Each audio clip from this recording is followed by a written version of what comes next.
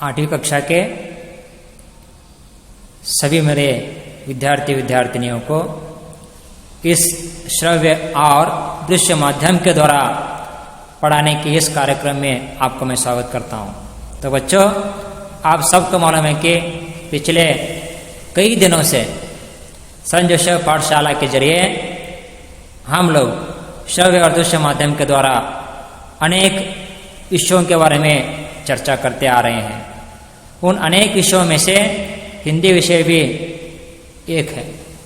तो बच्चों, मैं विश्वास करूंगा कि हमने इस श्रव्य और दृश्य माध्यम के द्वारा जो हिंदी विषय के बारे में जो मैं आप लोगों को पढ़ा रहा हूं, आप ठीक से अच्छी तरह से घर में बैठे बैठे पढ़ रहे भी होंगे, समझ रहे भी होंगे और उस विषयों के बारे में नोट्स भी आप अपने क्लासवर्क में लिख रहे होंगे। तो बच्चों, आज मैं आपके सामने 8वीं कक्षा के हिंदी विषय के जो चौथा पाठ शिक्षा नामक कविता को लेकर, पद्य को लेकर चर्चा करने आपके सामने उपस्थित हूँ। तो बच्चों, मैं विश्वास करूँगा कि इस कविता को मैं पढ़ाने के बाद आप अच्छी तरह से समझेंगे और इसके नोट्स भी आप अपने क्लासवर्क में लिखने की कोशिश करेंगे। अगर आपको किसी तरह से डाउट है तो आप कभी भी मेरे नंबर पर कॉल करके पूछ सकते हैं। तो बच्चों, आपके मोबाइल के पर्दे पर हिंदी विषय के अगला पाठ कविता के रूप में मैंने बताया था शिक्षा कविता के बारे में हम ज़्यादा से ज़्यादा जानकारी हासिल करेंगे। इस कविता के लेखक हैं ठाकुर गोपाल शरण सिंह। तो आपके मोबाइल के पर्दे पर कविता का शीर्षक दिए गए हैं, यानी कविता का अर्थ यानी शिक्षा। शिक्षा यानी आप समझते होंगे कन्नड़ में शिक्षा अंतंद्र पनिशमेंट के रूप में समझेंगे या दंड के रूप में समझेंगे। यहाँ पर शिक्षा का अर्थ पनिशमेंट नहीं ना बल्कि दंड है। शिक्षा यानी शिक्षणा यानी एजुकेशन पाना। तो एजुकेशन पाने के तरीका भी अलग है। आप सभी जो अभी शिक्षण जो पा रहे हैं, शिक्षा जो पा रहे हैं, घर में बैठे बैठे इस श्रव्य और दृश्य के माध्यम के द्वारा जो पाने की शिक्षा एक तरह की शिक्षा। दूसरी शिक्षा जो कहलाती है जब स्कूल शुरू होने के बाद, जब आप स्कूल को आने के बाद कक्षा के एक 4 दीवार के बीच में जो आप शिक्षा पाते हैं, वो एक प्रकार के शिक्षा या शिक्षण या एजुकेशन कहलाएगा। तीसरा शिक्षा का अर्थ होगा व्यक्ति अपने अनुभव के द्वारा अपने जीवन में जो शिक्षा पाते हैं, जो शिक्षण को अपनाते हैं, जो ज्ञान को अपनाते हैं, वो एक प्रकार का शिक्षण या शिक्षा कहलाता है। तो बच्चों, मैं आपको बता रहा हूं कि शिक्षा का शीर्षक का जो अर्थ यानी इस कविता में ठाकुर गोपाल शरण सिंह जो है बच्चों को इस कविता के माध्यम के द्वारा बताने के या संदेश देने की कोशिश कर रहे हैं कि जो बच्चे हमेशा अनुभव के द्वारा जो शिक्षा पाते हैं, वे जिंदगी में कभी भी जो पाए हुए अनुभव के द्वारा पाए हुए शिक्षा को उतनी आसान से नहीं भूल पाते। लेकिन वही शिक्षा जब स्कूल को आकर जो पाठशाला को आकर जो पाते हैं, वो शिक्षा कुछ लड़के या कुछ बच्चे बिसर भी सकते हैं, बोल भी सकते हैं, लेकिन याद रखो सिर्फ अनुभव के द्वारा जो पाया जाता है शिक्षण को, वे कभी भी उतनी आसान से नहीं भूलते हैं। तो इस कविता में ठाकुर गोपाल शरण सिंह जो है बच्चों को अनुभव के द्वारा मिलने वाले शिक्षा के बारे में चर्चा कर रहे हैं। अनुभव के द्वारा जो शिक्षा पाते हैं, जो शिक्षा हमेशा व्यक्तियों को अपने ऊंचाई तक ले जाने में सक्षम रखता है। सही है बच्चों, मैं विश्वास कर रहा हूं कि इस शिक्षा के अर्थ के बारे में आप ठीक ठाक से समझ रहे हैं। तो बच्चों आपको मालूम है प्रकृति में अनेक चीजें मिलते हैं, प्रकृति में अनेक चीजें मिलते हैं। इस प्रकृति में जो मिलने वाले चीजों से व्यक्ति को एक ना एक सीख या शिक्षा मिलती है। हमको क्या करना है, उन प्रकृतियों के जरिए मिलने वाले कुछ चीजों के जरिए उनके शिक्षा को जानकर, उनकी शिक्षा को बच्चे होने के नाते हम अपने जीवन में अगर हम अनुकरण कर लेते हैं तो समझो हमारी जिंदगी, आगे की जिंदगी जो है फूलों की तरह खिल उठेगी। इसलिए अनुभव के द्वारा जो पाया जाता है शिक्षण सबसे बड़ा शिक्षा कहलाता है। तो बच्चों मैं विश्वास करूंगा कि आपको इस शिक्षा के बारे में अच्छी तरह से समझ में आ रहा होगा। तो बच्चों आप देख रहे हैं कि आपके मोबाइल के पर्दे पर इस शिक्षा कविता के जो कवि ठाकुर गोपाल शरण सिंह जी के बारे में। तो ठाकुर गोपाल शरण सिंह जी जन्म जो है झांसी राज्य के रीवा नामक एक गांव में होता है। इनका माता का नाम था प्रभुराज कुंवरी और पिता जो थे ठाकुर जगत बहादुर सिंह जी। मानो इनके पिताजी संस्कृत के प्रकांड पंडित थे, यानी इनके पिताजी जो थे ठाकुर जगत बहादुर सिंह जी संस्कृत भाषा के पंडित थे, बहुत होशियार थे। पिताजी के पालन पोषण में, पिताजी के देख रेख में ठाकुर गोपाल शरण सिंह जी का जो शिक्षा एजुकेशन प्रारंभ होती है।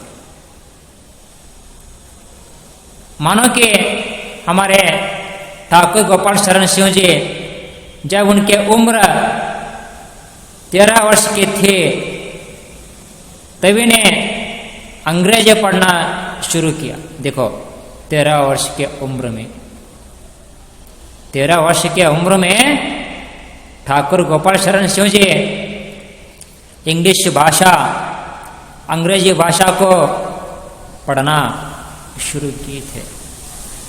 इसी बीच जो अंग्रेजी विषय को जो पढ़ रहे थे, जो ज्ञान को हासिल कर रहे थे, ऐसी हालातों में, ऐसी परिस्थितियों में ठाकुर गोपाल शरण सिंह जी जो है अपने पिता जो थे ठाकुर जगत बहादुर सिंह जी को खो बैठते हैं। यानी ठाकुर जगत बहादुर सिंह जी का देहांत होता है, वे स्वर्गवास हो जाते हैं, वे मर जाते हैं। तो इसके वजह से दुख के मारे, कष्ट के मारे, समस्या के बीच में पड़े ठाकुर गोपाल शरण सिंह जी 10वीं कक्षा तक उतना ही पढ़ते हैं, आगे के एजुकेशन में शिक्षा नहीं पाते हैं। मैट्रिकुलेशन से आगे वे पढ़ न सके। परिस्थितियां, हालातें वैसे होने की वजह से ठाकुर गोपाल शरण सिंह जी अपने आगे का शिक्षण नहीं कर पाते। तो बच्चों, मैं विश्वास कर रहा हूं कि जो मैं आपको समझा रहा हूं आप इस श्रव्य और दृश्य माध्यम के द्वारा समझ रहे हैं। आगे बढ़ूंगा।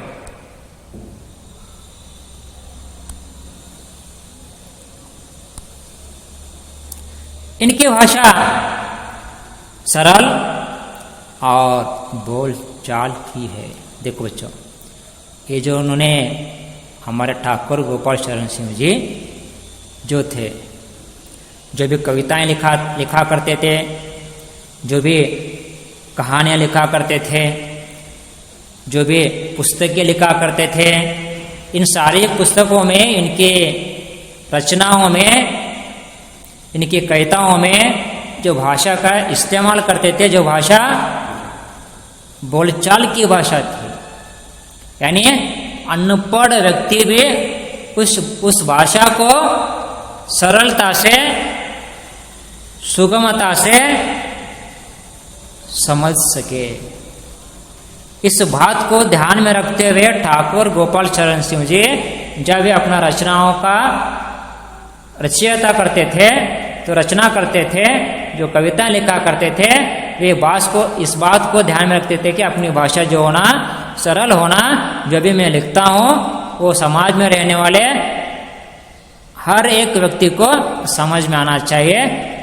इसके कारण से वे उनकी भाषा सरल और बोलचाल की थी।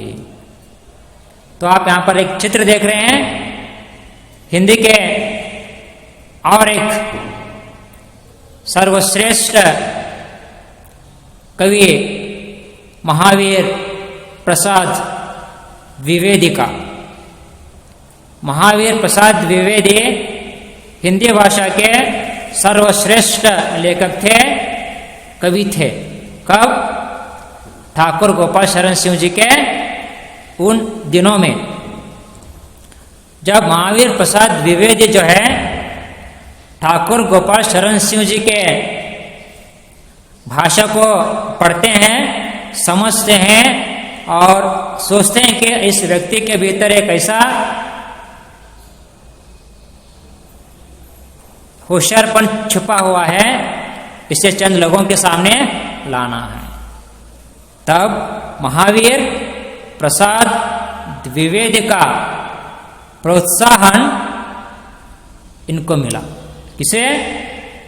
ठाकुर गोपाल शरण सिंह जी का। उनके प्रोत्साहन के वजह से ही आज ठाकुर गोपाल शरण सिंह जी हिंदी साहित्य के श्रेष्ठ कवि माने जाते हैं।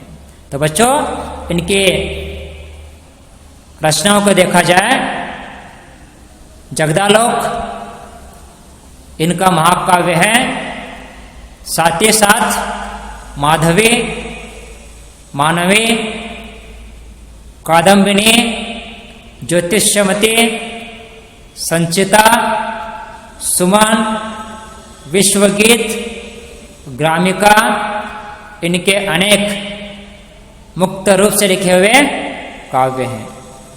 और जब वे छोटे उम्र के थे तभी उनके लिखे हुए अनेक कविताएं, अनेक कहानियां, अनेक पुस्तकें, उनकी रचनाएं सरस्वती नामक पत्रिकाओं में छपे हुए हैं। इनके होशियारपन को देखकर ग्रामिका और जगदालोक नामक इन दोनों काव्यों को देखकर उत्तर प्रदेश के सरकार ने उन्हें पुरस्कार देकर सम्मानित किया गया। तो बच्चों, अभी तक मैंने आपको पढ़ाया था कवि परिचय, ठाकुर गोपाल शरण सिंह जी के संक्षिप्त विवरण में आपके सामने रखा। तो बच्चों, कविता का उद्देश्य, कविता का आशय, यानी बच्चे इस कविता को पढ़ने के बाद क्या जानकारी हासिल करेंगे, उस बात को लेकर ठाकुर गोपाल शरण सिंह जी अपने इस कविता में चर्चा करते हैं। तो देखेंगे कि कविता का उद्देश्य क्या है, कविता का संदेश क्या है। तो बच्चों याद से देखो, इस कविता में कवि ठाकुर गोपाल शरण सिंह जी जो है अपने जीवन में पाए हुए कुछ अनुभव के द्वारा शिक्षा प्राप्त करने के अनेक उदाहरण यहाँ पर प्रस्तुत करते हैं। तो मैंने इसके बारे में शुरुआत आपको बताया था कि अनुभव के द्वारा जो शिक्षा पाते हैं वो शिक्षा हम जिंदगी के जीवन के अंत तक कभी नहीं भूल पाते। तो ठाकुर गोपाल शरण सिंह भी अपने जीवन में अनेक अनुभव पाए हैं। उन अनुभव के द्वारा वे यहाँ पर प्रकृति में मिलने वाले कुछ चीज़ों को लेकर उन चीज़ों को देख कर उनके ज्ञान को हासिल करके आपके सामने उस ज्ञान को बांटने के इरादे से इस कविता को रचना की थी। तो बच्चों मैं विश्वास कर रहा हूँ कि आप समझ रहे हैं। तो कवि कह रहे हैं जीवन में यश के प्राप्ति के लिए हर एक व्यक्ति का एक उद्देश्य होता है कि अच्छी तरह से पढ़ें, अच्छी तरह से पढ़ लिख कर जिंदगी में अपने पैरों पर हम खुद खड़े हो सके, दूसरों के ऊपर अवलंबित कभी भी नहीं होना चाहिए, बल्कि हमेशा स्वावलंबी होना चाहिए। दूसरों के सामने हाथ फैलकर कभी भी अपना जिंदगी नहीं जीना चाहिए, बच्चों याद रखो। अब ठीक है, अगर अभी आपके माता पिता हैं, आपके माता पिता छोटे होने की वजह से आप जो मांगेंगे, आपके जो भी इच्छाएं होंगी सभी पूर्ण होंगे, लेकिन आप बड़े होने के बाद हर एक बात को लेकर अपनी आशा, अपने आकांक्षा को आप पूर्ण करने के लिए अपने माता पिता के सामने जाकर हाथ फैलाना जो है ठीक बात नहीं हो। इसलिए क्या है, अगर छोटे उम्र में अगर आप अच्छी तरह से पढ़ाई करते हैं तो अपने पैरों पर अगर आप खड़े हो जाते हैं तो मानो आपसे सुखी कोई भी नहीं है। तो आप अपने जीवन में सफलता होना चाहते हैं, यश की ओर बढ़ना चाहते हैं, सक्सेस को पाना चाहते हैं, तो जिंदगी में अनेक मुसीबतों को, अनेक समस्याओं को, अनेक कष्टों को, अनेक दुखों को बार बार आपको क्या करना पड़ता है, सामना करना पड़ता है। कुछ ऐसे परिस्थितियां आते हैं कि इन सारे दुखों की परिस्थितियों को, कष्ट की परिस्थितियों को देखकर कुछ अपने मन में ऐसे सोच आता है कि जिंदगी हमें बस हुआ है। कभी भी निराशा की भावना अपने मन में न लाते हुए हमेशा आशा की भावना अपने मन में रखकर आप अपने मंजिल तक पहुंचने के लिए कितना कोशिश करेंगे, आप उतना ही सफलता की ओर बढ़ेंगे। इसलिए बच्चों, जीवन में आप अपने मंजिल तक पहुंचना चाहते हैं तो अनेक मुसीबतों का, अनेक कष्टों का, अनेक दुखों का आपको सामना करना ही पड़ेगा। इसलिए कभी बता रहे हैं कि बिना परिश्रम के बगैर हम जिंदगी में सुख प्राप्ति नहीं कर सकते, हमें सुख नहीं मिलता। अगर हमें सुख मिलना है तो हमें परिश्रम करना है, मेहनत करना है, तभी हम सुख की ओर हम बढ़ सकते हैं। सभी भगवान के ऊपर डाल के अगर हम बैठते हैं तो कुछ भी नहीं होगा, कुछ भी हासिल नहीं होगा। अगर आप सभी भगवान से प्रार्थना करेंगे, भगवान हमें आने वाली परीक्षा में अच्छे अंक मिले, ठीक है, भगवान आपको आशीर्वाद देंगे, अच्छे अंक मिलेंगे। अच्छे अंक मिलने के लिए आप परीक्षा में कुछ न कुछ लिखे तो आपको अंक मिलेंगे, तो भगवान ही आकर नहीं लिखेंगे। इसलिए क्या है, आपको अच्छे अंक मिलना है तो आपका भी कुछ परिश्रम होना चाहिए, कुछ मेहनत होना चाहिए, तभी क्या है आपको अच्छे अंक मिलेंगे, सुख मिलेंगे। इसी तरह से क्या है, जिंदगी में आगे बढ़ते वक्त अनेक मुसीबतों का, अनेक कष्टों का, दुखों का, समस्याओं का, परिस्थितियों का आपको क्या करना पड़ता है, सामना करना पड़ता है। सामना करना है, कभी भी भागना नहीं है।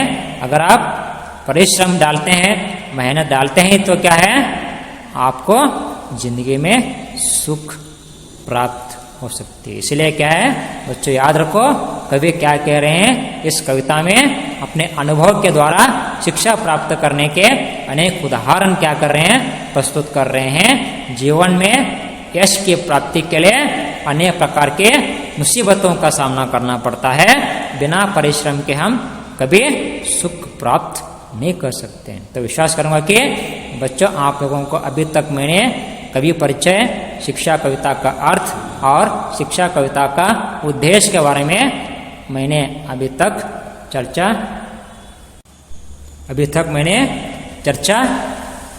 की थी।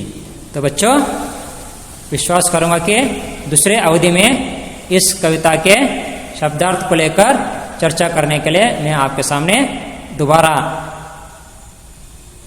प्रस्तुत मौजूद हूँगा। धन्यवाद।